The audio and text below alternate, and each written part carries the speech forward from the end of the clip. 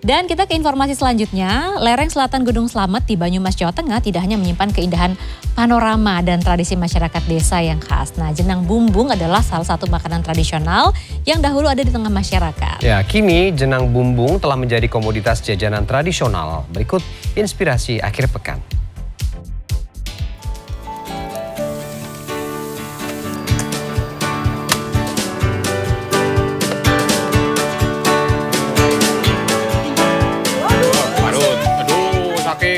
Jenang bumbung gaweane Bapak Warti sing umaning cipun sing gawe kula.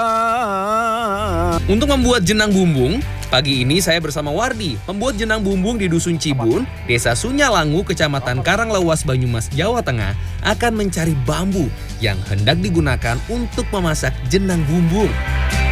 Ini mereka setiap hari itu bikin jenang bumbung. Nah, ini nyari bahan baku bambunya, lokasinya seperti ini. Kita nanti akan ngambil per hari, biasanya dia bikin 20 sampai 25 mungkin sampai 30 tergantung pesanan. Kalau pas lagi banyak pesanan dia bisa bikin sampai 30 bumbung. 50. Gitu. Bisa sampai 50, Pak? 50. Proses pencarian bambu tidaklah mudah. Selain lokasi pengambilan bambu di kebun dan di atas tebing seperti ini, pada saat memotong bambu, saya harus berhati-hati. Karena di batang pohon bambu terdapat lugut yang kalau terkena kulit, wah bisa gatal-gatal. Setelah mendapatkan bambu yang diperlukan, saya bersama Wardi dan dibantu oleh tetangga, Sukedi, membawa bambu ke rumah.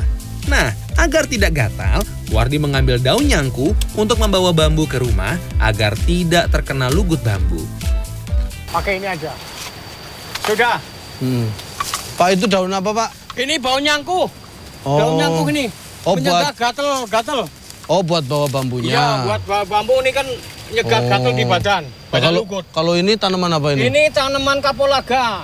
Oh. Di Desa Cibun semua nanam kapulaga semua. Selanjutnya, sesampai di rumah, saya dan Wardi yang dibantu Sukedi langsung memotong bambu. Pemotongan dilakukan dengan gergaji seperti ini dan setiap bambu dipotong 2 ros. Tidak hanya dipotong, ros bambu yang ada di tengah juga harus dilubangi agar nantinya adonan jenang bumbung dapat masuk. Bismillahirrahmanirrahim. Ini nggak dicuci, Pak? Enggak perlu. Enak. Kalau dicuci itu enggak enak, enggak ada sarinya. Oh.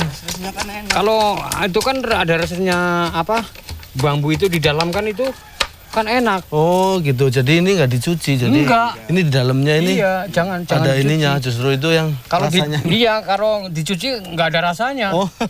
Jenang itu nggak ada rasanya. Setelah bumbung siap, saya dan keluarga Wardi mulai menyiapkan bahan baku jenang bumbung. Kali ini Wardi akan membuat jenang bumbung dengan bahan 6 kg tepung beras. Agar rasanya enak, tepung dicampur parutan 7 butir kelapa dan 3,5 kg gula merah. Ini gula Jawa. Ini tepung, tepung beras. Terus kelapa. Wah, boleh coba saya, Bu. Coba. Boleh. Saya yang megang. Hati-hati ke parut. Ya. Ini nggak pakai mesin, Pak? Enggak, ini secara apa? Secara guna baik lah. Oh, Secara gitu guna ya. baik.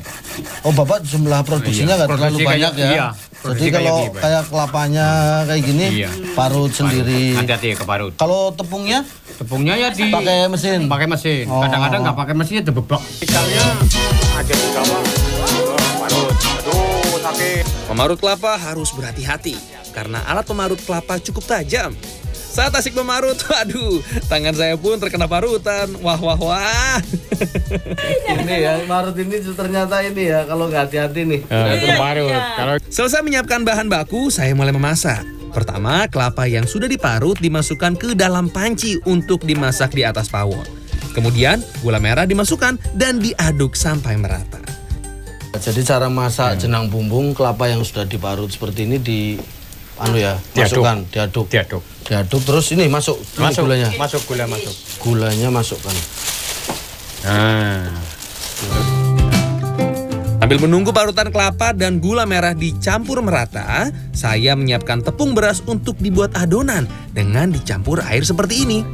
Dan yang terpenting dalam tahap ini, tepung beras harus diaduk sampai benar-benar mengembang. Ini susahnya badannya, perutnya. Susah ini aku. Susah aktivitasnya ini karena lemaknya. Setelah tepung dicampur air dan mengembang, campuran parutan kelapa yang sudah dimasak dibubuhi gula merah. Kemudian disatukan dengan adonan tepung. Lalu ketiga bahan itu diaduk hingga merata dan didiamkan agar mengembang. Hehehe. Ini adonannya udah jadi, tepung, gula, kelapa. Nah, dia didiamkan dulu selama 5 menit. 5 menit. Untuk biar ngembang. Sambil menunggu adonan jadi dan mengembang, saya bersama Wardi mencari kayu bakar dan kelari atau daun kelapa kering yang digunakan dalam proses pembakaran untuk memasak jenang bumbung. Tiba saatnya membuat jenang bumbung. Adonan tepung beras, parutan kelapa, dan gula yang sudah dibiarkan mengembang selanjutnya dimasukkan ke dalam bumbung. Nah ini kita langkah selanjutnya setelah didiamkan kurang lebih ya 5-10 menit gitu. Dia udah lebih mengembang. Lalu dimasukkan ke ini bumbung ini ke bambu. Tapi dia tidak penuh. Dia mungkin setengah segini ya. Setengah itu. Setengah nanti karena pas lagi dibakar sini dia akan naik mengembang. Gitu. Saat adonan dimasukkan ke dalam bumbung, bumbung harus dientakkan ke tanah agar adonan masuk ke bagian bawah bumbung melewati ros yang telah dilubangi. Dan saat itu terdengar nada-nada indah yang keluar dari benturan bumbung ke tanah. Setelah semua bumbung terisi adonan, bumbung ditata di tempat pembakaran. Bumbung diletakkan berjejer. Agar hasil pembakaran ini bagus, Wardi meminta saya agar tidak bersuara. Inilah syarat yang harus dipenuhi ketika proses pembakaran bumbung dilakukan. Tapi nggak bisa ngomong di sini Pak Robi ya. Oh nggak bisa ngomong gimana Mas ya Pak? Masalahnya ini pantangannya. Kalau membakar pertama, ya aja ngomong di sini, bok muntah. Oh gitu. Iya. Jadi kita pas pada saat membakar nggak boleh bersuara ya? Oh iya, suaranya entar kalau udah setengah mateng, ya sudah boleh. Bisa ngomong itu. Oh gitu. Jadi matengnya jam pira. Selanjutnya, api dari daun kelapa kering mulai dinyalakan dan proses pembakaran berlangsung.